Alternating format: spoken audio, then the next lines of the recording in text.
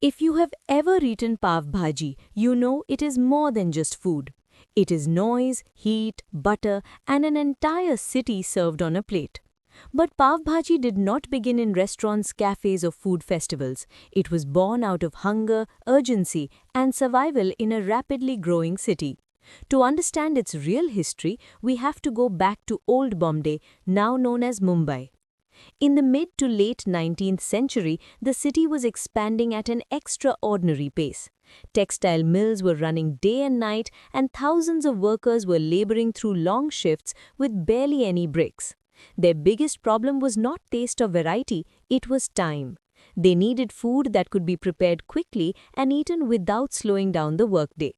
A global event quietly added pressure to this situation. During the American Civil War in the 1860s, cotton exports from the United States collapsed. Bombay stepped in as a major alternative supplier of cotton. Textile mills expanded rapidly, migrant workers poured into the city, and work shifts became longer and harsher. The war did not create pav bhaji, but it created the industrial conditions that made such food necessary. Workers needed meals that were fast, filling, and affordable. Street vendors near the mills responded to this need. They began using leftover vegetables, whatever was available that day. Potatoes, tomatoes, onions, peas, cauliflower all went onto one large iron tawa. The vegetables were boiled, mashed, and heavily spiced, then cooked together into a thick mixture.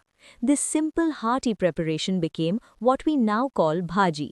It was not meant to impress or look elegant, it was meant to feed tired bodies quickly. Bhaji solved the problem of vegetables, but it still needed something to hold it. This is where pav enters the story. Bread was not originally Indian. It came to the western coast of India through the Portuguese, who had ruled parts of the region centuries earlier. In Portuguese, bread is called pão. Over time, pav became pau in local speech. Rice took time to cook. Chapatis took time to prepare. Pav, on the other hand, was ready-made, easy to store and easy to toast with butter. Vendors paired pav with bhaji and a complete working-class meal was born. What began as food for mill workers slowly spread across the city. Students embraced it, office workers depended on it, families welcomed it into their evenings. By the 1960s and 70s, pav bhaji had moved from mill areas to beach stalls and restaurants. Butter became more generous, onions, lemon and coriander joined the plate.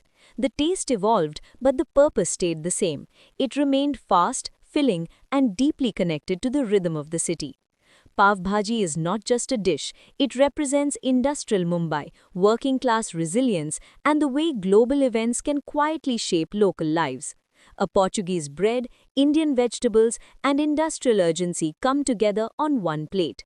So the next time you eat pav bhaji, remember this. You are not just eating street food, you are eating history, a story shaped by labor, migration, and even distant wars.